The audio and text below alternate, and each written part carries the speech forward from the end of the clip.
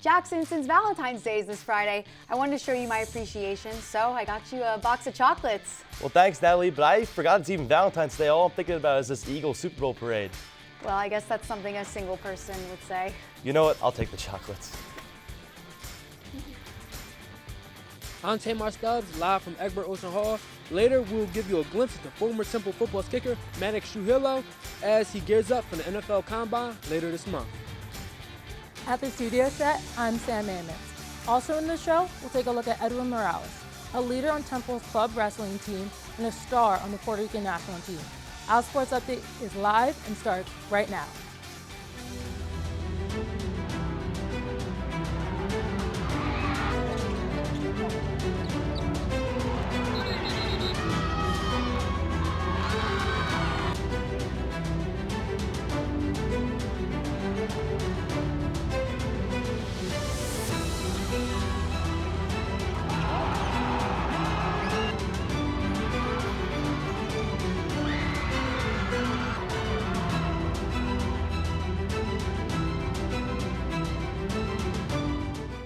Good afternoon and welcome to this special edition of OwlSports Update.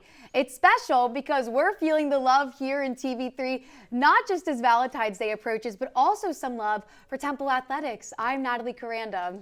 And I'm Jackson Batchler. We've got a 30-minute show today, and we'll be talking about 8 different sports on this Valentine's Day edition. And as you might expect, we'll start off with Adam Fisher and company trying to stop a 2-game slide. Yes, the men's team came into Wednesday night's game against Tulsa riding that 2-game slide. But this game was at the Liacouras Center, where the Owls were undefeated at 10-0 this season. The star of the show is back after missing the last 2 matchups due to an injury. Leading scorer Jamal Mashburn Jr. made his return. While the Owls look to extend its home win streak, the Golden Hurricane aim to snap its 4-game losing streak. Going in, back on the outside, Babaduni Duradola gets in the paint and he had 10. Mashburn Jr. drives it right to the rim. He had 19 in his return, just 3 shy of his season average. The Owls go into the half to score 35-34. In the second half, Quante Berry passes to Steve Settle, who gets it down to Mashburn Jr. and he sinks a 3. Mashburn Jr. then receives another pass, this time from Aiden Tobiasen, and he delivers. And shortly thereafter, returns the favor after getting it back down to Aiden Tobiasen. The Owls led most of the way, but Tulane shot 72% in the second half and took over this game late. The final score, 80-74. Yeah, I think, look, he missed a lot of time, obviously, and coming back first half, shooting numbers weren't great, but I thought he really defended. I thought he played really hard. And we talked about it with him, like he's a guy that we trust. Like, walked over to him and said, how many shots have you made in your career? They're going to fall. Just keep playing hard and defending. But it was great to get him back. I think it'll take some more time, but, I thought he really played hard in the first half. The Owls' next opponent is FAU. The Owls from the South will be here for a noon game on Sunday. This will be the first and only matchup between the 2 squads. The visiting Owls are 14-10 and 7-4 in the AAC. FAU and Temple rank 2nd and 3rd in the conference in scoring, and both are at or near the bottom in scoring defense, so it should be an entertaining game if you like offense. With less than a month left in the regular season, we're joined by Courts in Session beat reporter Xavier Adams. It's time to break down what the Owls need to do in order to finish out the season strong. Hey, Xavier. Thanks, Jackson. Yes, there's less than a month left in the regular season, and if Temple wants to extend their playing time into late March, the Owls are going to need to find some answers and do it quickly. They've dropped their last 3 games to South Florida, Memphis, and Tulsa, all of which were crucial American Conference matchups. The latest loss against Tulsa also broke Temple's undefeated streak at home, moving them to 10-1 at the Liacouras Center. There's never too many positives coming from a loss, but if the Owls want something to celebrate, they can find some comfort in knowing that their leading scorer, Jamal Mashburn Jr., is back from injury. He missed both road games against South Florida and Memphis and was cleared to return against Tulsa, but he clearly was a bit rusty, shooting 6 for 20 from the field. His offensive presence will most certainly be needed as Temple wraps up the rest of its regular season. The men are currently sitting right in the middle of the conference. It'll be tough, but if the Owls manage to break into a top 4 seed before the season ends, they'll earn a double bye to start in the American Conference Tournament down in Texas in the 2nd week of March. That's all I got for now on men's hoops. As the weeks continue, we'll make sure to keep you all up to speed on how Temple basketball is faring. Reporting from the studio set, I'm Xavier Adams. Back to Jackson and Natalie at the desk.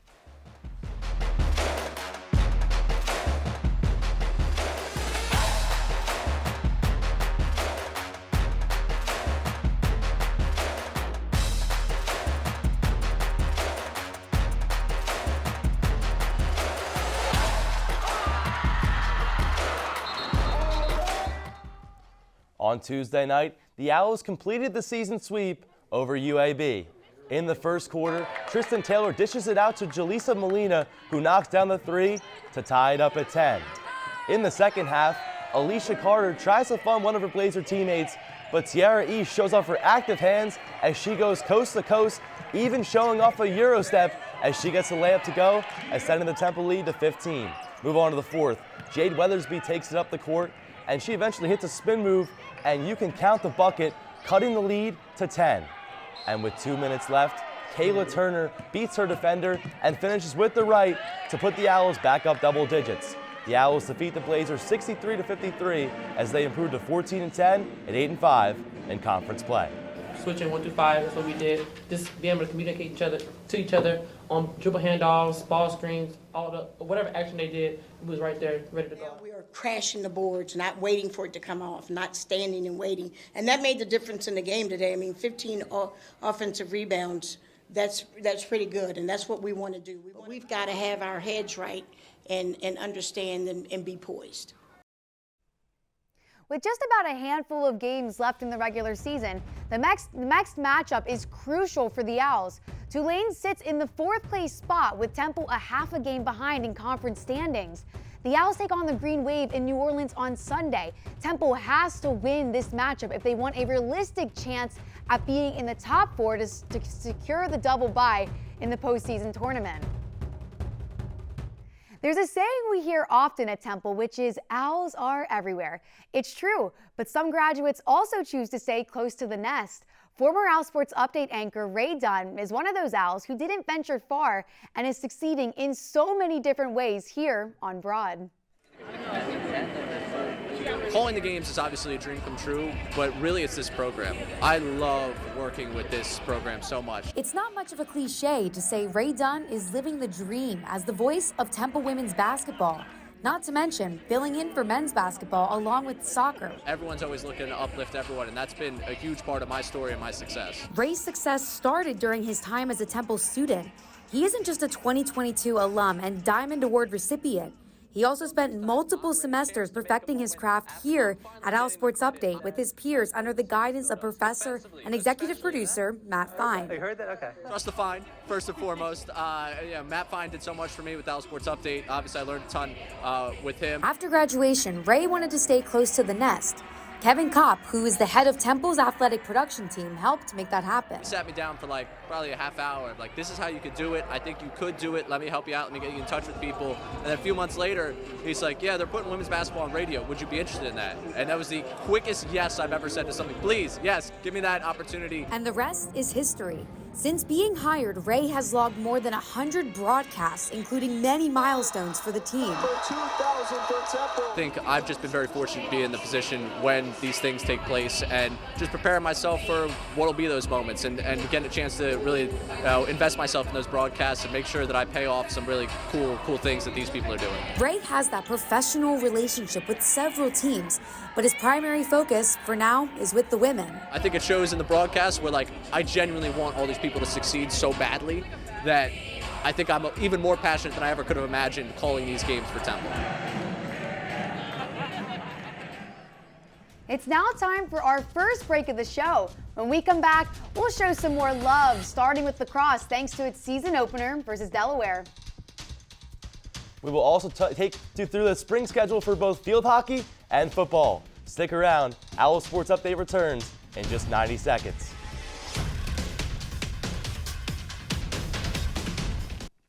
Welcome back. Women's lacrosse opened its season at Delaware on Friday against the Blue Hens.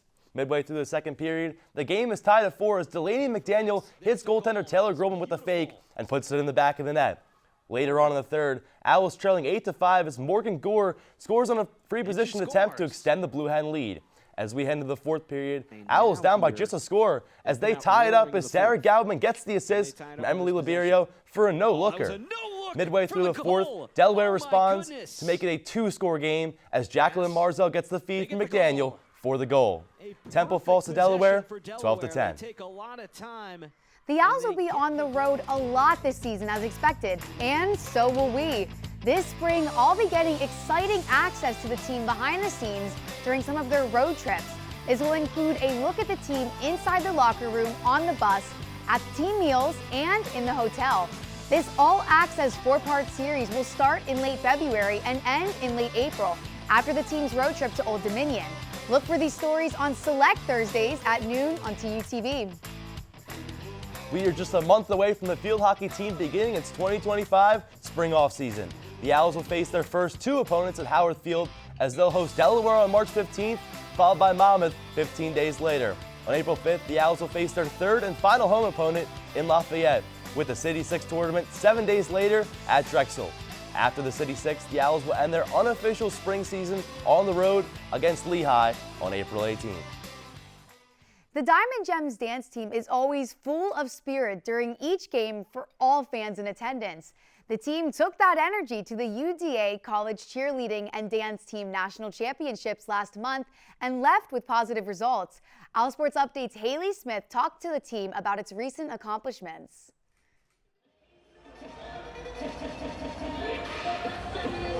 We're used to seeing Temple's Diamond Gems at most football and basketball games.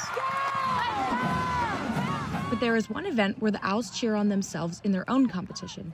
In January in Orlando, Temple finished 4th in the game day competition and 10th in hip hop at the UDA Nationals. Honestly, it's like an out-of-body experience. I feel like you have to go to experience and like understand what I'm gonna say. The Diamond Gems have returned to the national stage. They fought through preliminaries, semifinals, and finals to earn their 2 top 10 placements.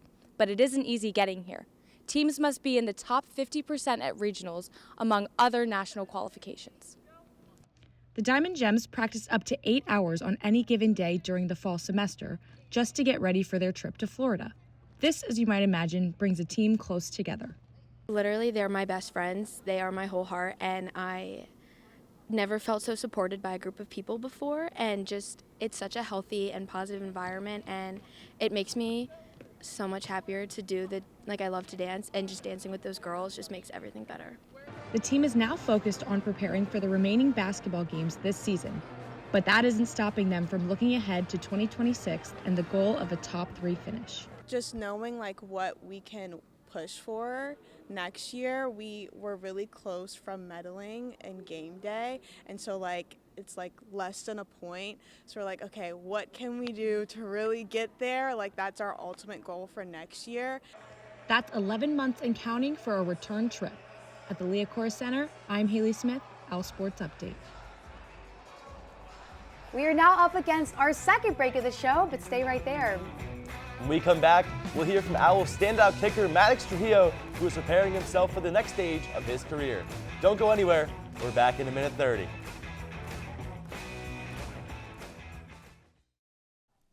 Welcome back. Temple football waited less than 72 hours after the Eagles won a Super Bowl to start talking about its spring schedule. Yes, it is just the offseason, but it's season number 1 for new head coach K.C. Keeler. The Owls will begin spring practices on March 11th at Edberg Olson Hall. The team will play every Tuesday, Thursday, and Saturday for 5 weeks. The annual Pro Day will take place on March 27th at the Star Complex, and the Owls will wrap up their spring schedule with the annual Cherry and White Spring Game on April 12th. It's safe to say that most college athletes have the goal of becoming a pro. For Temple kicker Maddox Trujillo, this dream might become a reality. Live at Edberg Olson Hall is Tamar Stubbs with information on Maddox Trujillo's journey. Hey, Tamar. Natalie, Maddox Trujillo is coming off a historic final season as Temple football's kicker, breaking multiple records. Most remember his 64-yarder at Lincoln Financial Field. With that level of play comes NFL attention. Maddox will be showing off a few different NFL showcases later this month, and he'll be at Temple's Pro Day late in March. My Pro Day should be March 27th there at Temple. So I plan on doing that and, stacking as many good days as possible on top of each other. Just, have a good result. I mean, it's a once in a lifetime opportunity, and I'm for sure not going to let it slip through my fingers. So I'm taking every day, day by day, and going out there and just one step at a time, trying to do as best as I can at every single moment leading up to it. And I know my preparation won't fail me. So I'm just keep my head down and working. I tell you that. It's an opportunity, yes, but I still have to do well with that opportunity, and it's a really good opportunity to kick in front of every team's coordinator or whoever they have there, and really put on a good showing for myself that I also showed on tape this year.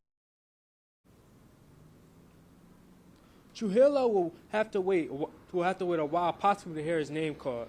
The NFL Draft starts on April 24th this year. It takes place at Lambeau Field in Green Bay. That's all I have from Egbert Olson Hall. Now we'll send it over to OwlSports Update, Sam Amons, who is live at the studio set to talk about some wrestling. Hey, Sam. Thanks, Tamar. Edwin Morales is one of the names on Temple's club wrestling team with international experience. He recently placed second at the Puerto Rican Nationals and continues to train for upcoming competitions while wearing cherry and white. Edwin Morales has plenty of motivation, and it starts with his younger brother and sister. Usually, the oldest leads.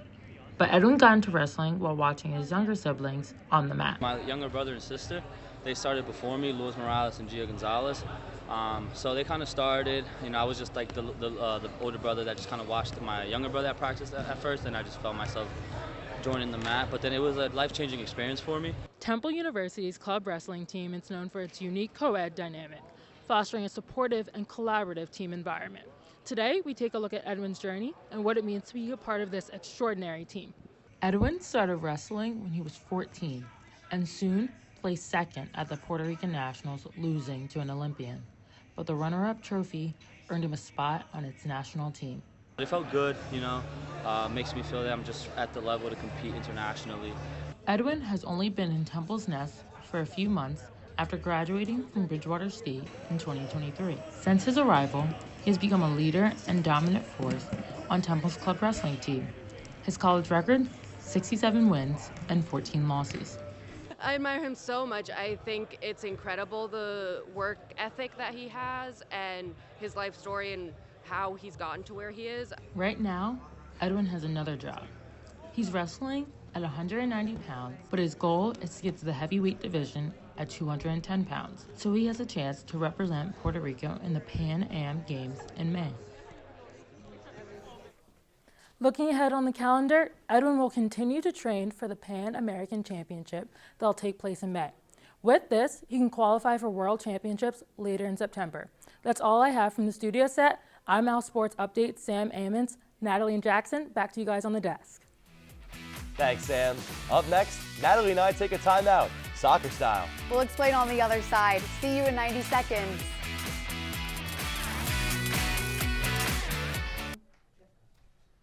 Welcome back to OwlSports Update.